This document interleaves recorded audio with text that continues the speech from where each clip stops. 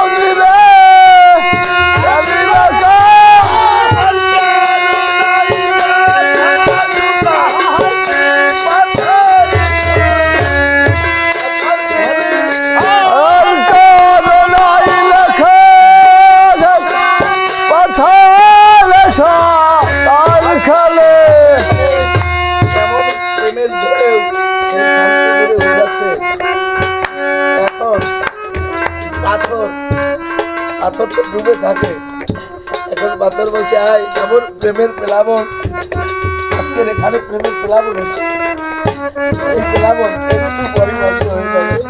তাই এই রকমের প্রেমের ঢেউ সেই শান্তিপুরের ঘাটে হচ্ছে। ঘাটে ওঠার পরে এখন ওই পাথরগুলা ডুবা পাথরগুলা ভেসে ভেসে যাচ্ছে আর ওই সাধুদের গায়ে স্পর্শ করছে। আর কারো নাই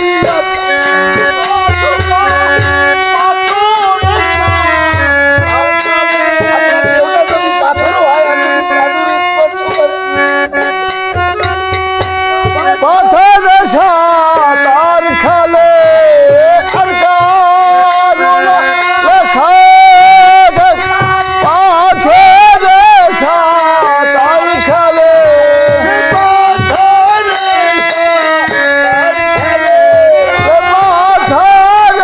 সাঁতার খেলে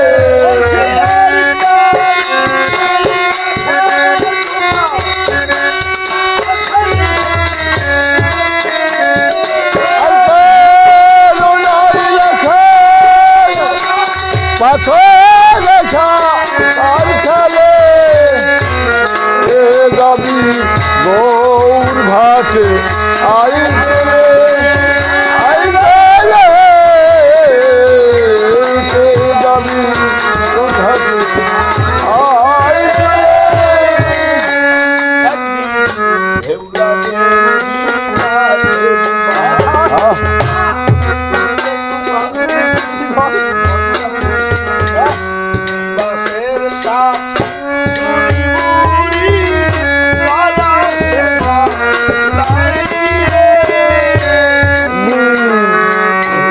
ভান বাসের বাড়ি মাটা পুরি শ্রীবাসের ঘাস চুরি চুরি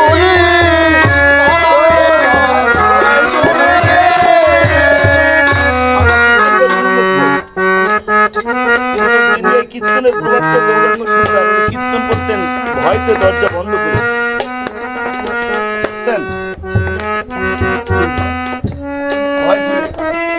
শ্রীনিবাসের যেমন জগাই বাজাই ভয়, চাপাই গোপালের ভয়, কলকাতার ভাঙত। তাই অনেকে চাপাই গোপালের ভাড়াটা অনেকে জানেন। বৈষ্ণবেতে হয় যদি ক্ষুদ্র অপরাধ, বৈষ্ণব হেঁটে যাচ্ছে, আপনি দূর থেকে দেখছেন ভক্ত, যদি প্রণাম না করেন, কথা না বলেন, তাহলে আপনাকে পশুর সঙ্গে গণিত হবে। বৈষ্ণব হেঁটে যাচ্ছে, আপনাকে কিন্তু বৈষ্ণব দেখে না, আপনি দেখেছেন। যদি আপনি দূর থেকে প্রণাম না করেন, আপনি বৈষ্ণব অপরাধী হলেন। দেখছেন এমন একটা একজন গুরুদেব গেছে, যদি আপনি পিছন থেকে ডাক না দেন, কথা না বলেন, আপনি কিন্তু বৈষ্ণব অপরাধী হয়ে যাবেন। তাই গৌরাঙ্গ মহাপ্রভু কীর্তন দরজা বন্ধ করে কীর্তন করছে। কীর্তনটা কি? এই কীর্তন আমরা যদি একটু ভাবি, নিজে আসেন এই ধর্মজিৎকে শিখে গেলেন এই কীর্তন। হ্যাঁ, কীর্তন এমন এক জিনিস, এই কীর্তনে গেলে আপনি এই জগতের ধন চাবেন পাবেন, যদি পরমাত্মিক ধন চান তাও পাবেন, আপনি যা চাবেন তা পাবেন। কীর্তন এমন এক জিনিস। তাই শ্রীবাসের ঘরে কীর্তন হচ্ছে। তাই শ্রীবাসের স্ত্রী মনে মনে চিন্তা করছে, শ্রীবাস থাকতো শ্বশুর বাড়ি, শাশুড়ি কীর্তন ভালো ঠেকতো না, মটকার উপরে বলাইতো। আর শ্রীবাসের স্ত্রী মনে মনে ভাবতো, প্রভু দরজা দিয়ে কীর্তন করে, আমি একটু কীর্তনে যেতে পারতাম। এখন যেমন মায়েরা আমরা জায়গায় বসে কীর্তন শুনি, আগে এই রকমের ভাব, গোসাইকে ধারে কাছেও যেতে পারতো না, পারতো। এই কিন্তু গৌরহরি কিন্তু বাদ বাকি এনে দিয়ে গেছে আমার ঠাকুর। তাই শ্রীবাসের স্ত্রী মনে মনে ভাবে যে প্রভু আমার ঘরে কীর্তন করে, দরজা বন্ধ করে, কিন্তু আমি একটু যেতে শুনতে পাই, কিন্তু দেখতেও আমার ভাগ্যে জোটে না। তাই শ্রীবাসের স্ত্রী আজকে যেমন এই যে কীর্তন হচ্ছে, এই রকমের একদিন কীর্তন আরম্ভ হয়ে গেছে। কিন্তু ওই দিন শ্রীবাস তরকারি এনেছিল। প্রভুর কথা ছিল সকাল হতে না হতে লাউ দিয়ে মহোৎসব হবে। শ্রীবাসের 4টা সন্তান। এখন শ্রীবাসের স্ত্রী মনে মনে ভাবছে, প্রভু তো কীর্তন হচ্ছে, তবে রাত 3টার দিকে রান্না করতে যাওয়া লাগে, অনেক লোকজন, পরে প্রসাদ দিতে হবে। তাই শ্রীবাসের স্ত্রী ছোট একটা ছেলে কোলে নিয়া লাউ কাটতে বসে, কিন্তু ওদিকে এমন এক প্রেমের বন্যা, ইচ্ছা করে যে কীর্তন একটু শুনি। এই কীর্তন ভালোবাসেন এমন কোন লোক আছে নাকি পৃথিবীতে? আছে? আমার মনে হয় নেই। তাই শ্রীবাসের স্ত্রী ভাবছে, তবে আমার ভাগ্যে কীর্তন হচ্ছে না, তবে আমি তো শুনতে তো পাচ্ছি। তাই একবার যদি মন চলে যায় দেহের বাঁধনে কিন্তু আটকাতে। তাই এমন ভাবে ওদিকে প্রভু কীর্তন করছে, দেখছেন আমরা ভোর রাত যখন করে তখন আমাদের মনে একটা বিকার হয়, যাব যাব। বহুদিনের আশা, কালকের থেকে এই বাড়ির যারা আছে তারা ভাববে কবে আবার সেই কার্তিক মাসের শেষ দিন আসবে আর আমাদের বাড়ি সাধুগুরু বৈষ্ণব আসবে। কিন্তু এর চেয়ে বেশি ভাববে এই মাটি যে কবে আবার হরিভক্ত কৃষ্ণ ভক্ত গরু ভক্ত এসে আমার মাটিতে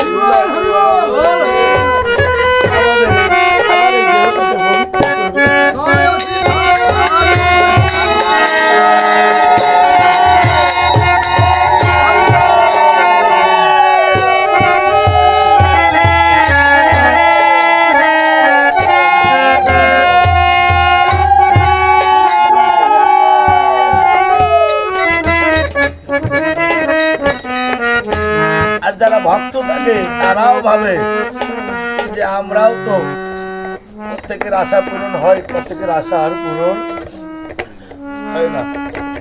আমরা ভাবি ভগবানের কাছে যে ভগবান কবে আবার সেই দিন হবে, এই মাটিও ভাবে আর ভগবানও ভাবে যে আমার ভক্ত কবে এসে এই আমার সামনে বসে আমার গুরু কীর্তন করবে। ভগবানও ভাবে।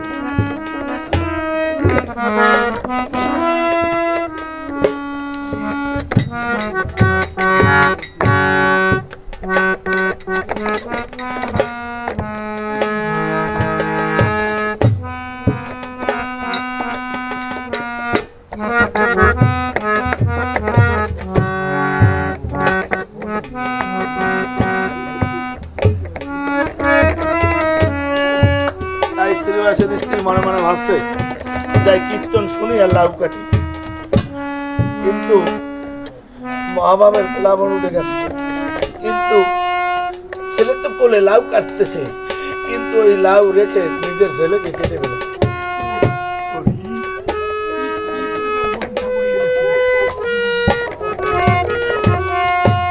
চোখ বন্ধ করে তো কীর্তন শুনে এখন ওই লাউর ভিতরে তো ওই রক্ত বেরোচ্ছে, ছেলে কাটেছে। ও মনে মনে ভাবছে মনে হয় লাউ নষ্ট হয়ে গেছে তাই জল, কিন্তু গরম কেন? চোখ খুলে দেখতে পায় ছেলে দুভাগ হয়ে গেছে। শ্রীবাসের স্ত্রী মনে মনে ভাবলে আমি যদি কান্না করি আর আমার কান্না যদি শুনতে পায় তবে যে প্রভুর কীর্তন ভঙ্গ হবে, আমরা যে বৈষ্ণব অপরাধী হব। তার সে 4টার 1টা সে মারা গেছে, তবে যাও আমার ছেলেটা ভাগ্যবান, কীর্তনের সময় আমার ছেলেটা।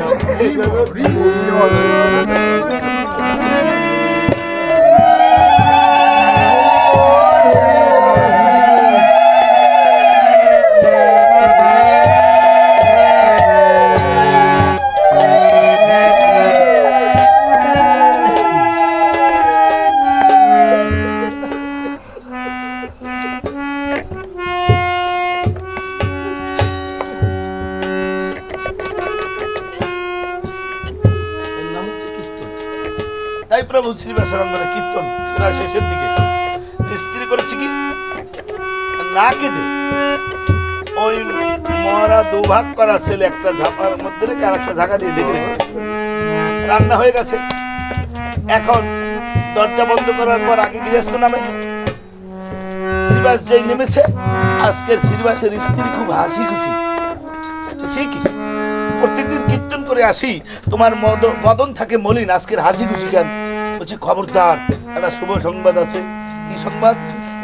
আজকের যখন কীর্তন হচ্ছিল তখন আমি লাউ ভেবে আমার ছেলেকে কেটে ফেলেছি, খবরদার কান্নাকাটি তৈরি করবে না। বলছি কেন?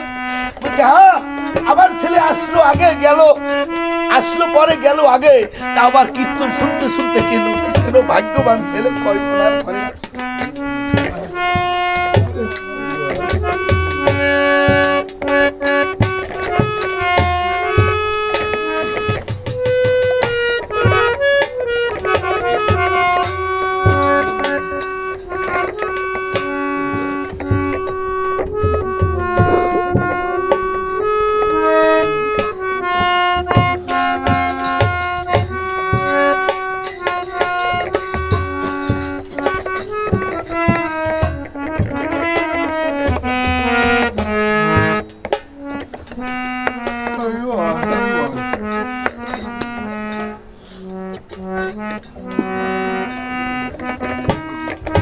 শ্রীবাস বলছে, বলো কি? তবে তুমি তো মা, কাঁদো না। সে কাঁদবো কেন?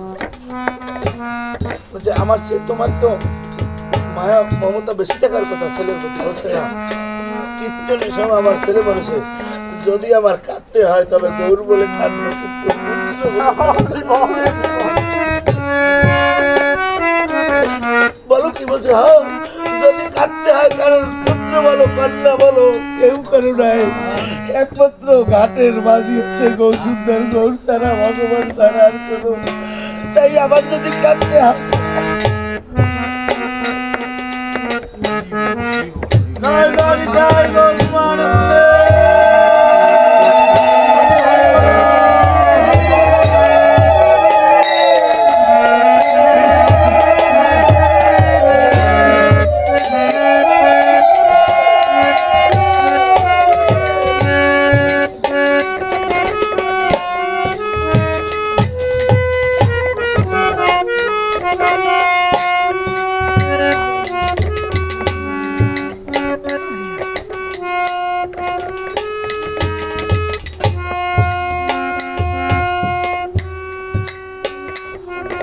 ভঙ্গ হয়ে গেছে। প্রভু সবার আয়োজন করলেন। আমরা অনেকে ভাবি আমি যা করি ভগবান বুঝি জানে না, ভগবান বুঝি দেখে না। এই চিন্তা যেন আমরা কেউ ভুলিও, কারণ ভগবান নৌকা বিলাস পালা হচ্ছে সবার শ্রেষ্ঠ পালা। সখীরা তো বিভিন্ন ভাবে সেজেছে, রাধারানী বলছে আমরা এমন ভাবে সাজবো যেন কৃষ্ণ না ভাবে যে আমরা রাধা সখী। সেদিন কৃষ্ণ বলছে, অজীব আমায় কেউ দিতে পারে না ভাগি, আমি সবার অন্তরে থাকি। আমরা অনেকে ভাবি আমি যা করি গোবিন্দ বুঝি দেখে না।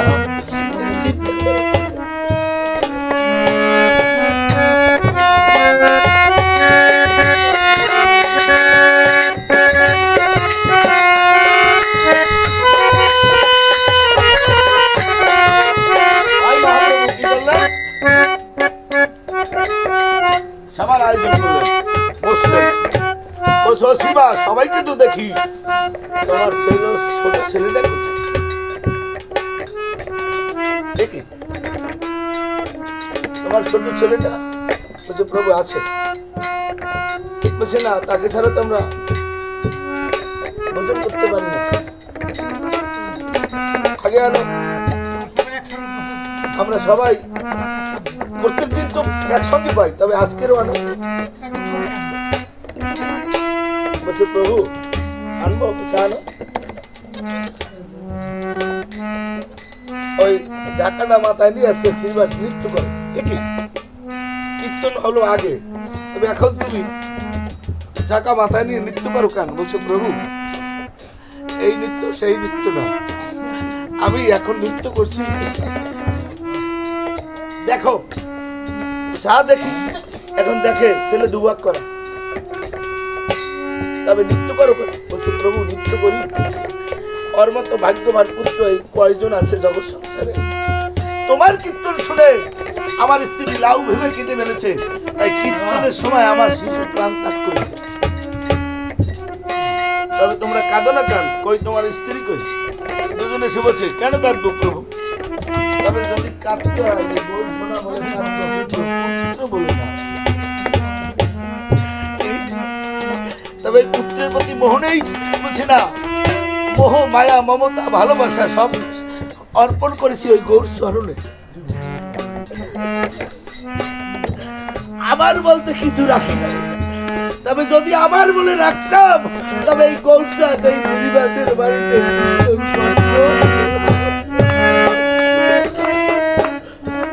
কে বলছে? অদ্বৈত মহাপ্রভু বলছে ও অদ্বৈত মানে বয়সের বড়, তারপর বলছে ও অদ্বৈত প্রভু, কীর্তন শুনে যদি অকাল মৃত্যু হয় তবে এই প্রভুর নাম কেউ করবে? নাম কেউ করবে? তবে না, নামের কলম হবে। তবে আসো দেখি আমরা একটু প্রভুর নাম করে দেখি যে প্রভুর নামের গুণে মরাতে প্রাণ পাই কিনা।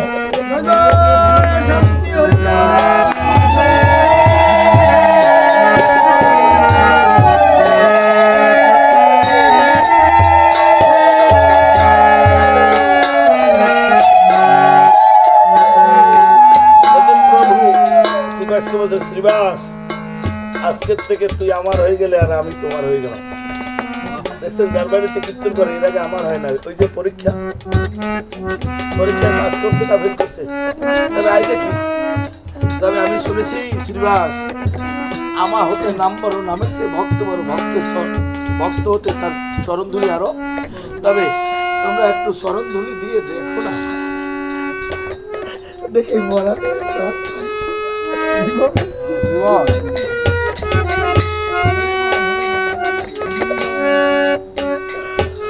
বলি দাও দাও সবে আমায় চরণ ধুলি,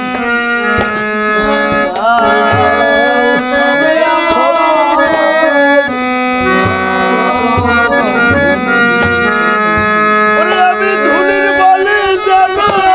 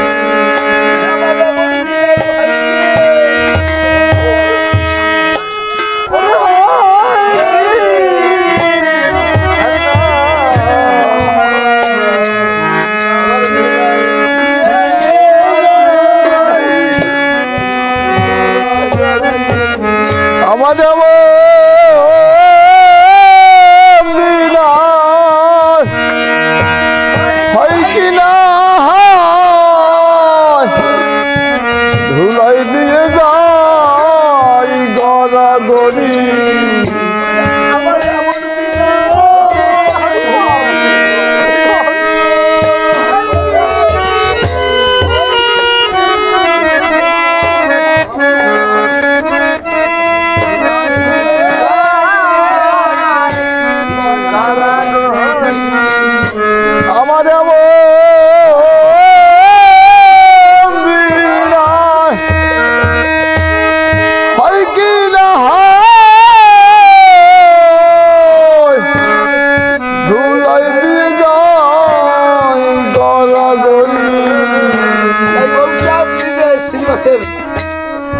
যাই এই ধুলি বাক্সে ভক্তি চরণ ধুলি কারণ প্রভু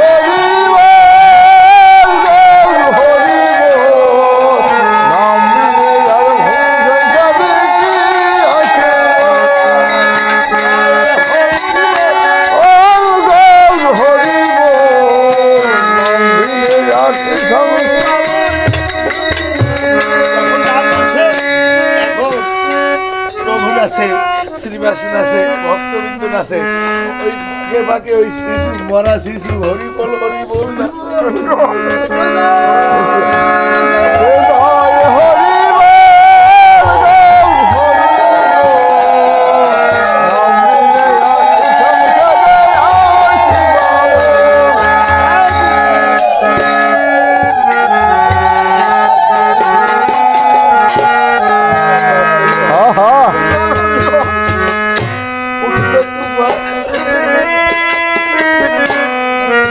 মটকাপুরী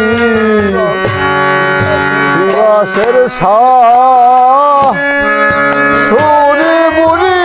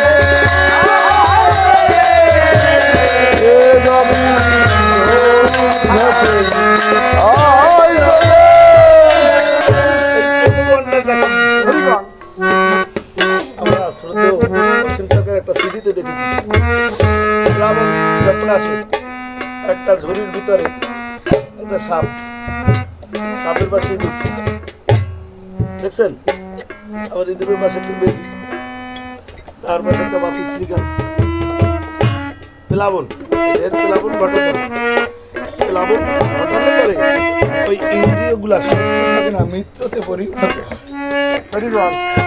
তাই বুড়ি টুড়ি কিছু লাগে না, আপনার প্রেম বন্যার বান থাকতে যখন প্লাবন আসবে ওই ইন্দ্রিয়গুলো সব একমুখী হয়ে যাবে।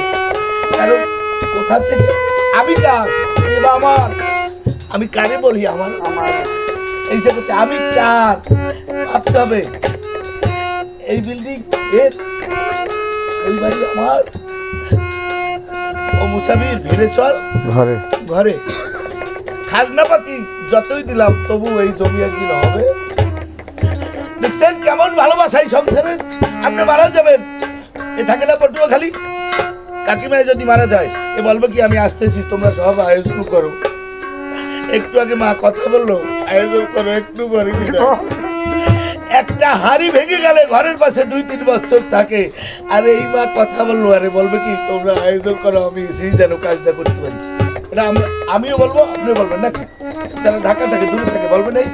কিন্তু তাই বলছে এই দেহটা মাটির ভাণ্ড একদিন খন্ড খন্ড হয়ে যাবে, কিন্তু যতক্ষণে প্লাবন না আসবে ততক্ষণে পুরী লাগে কোথা কাজে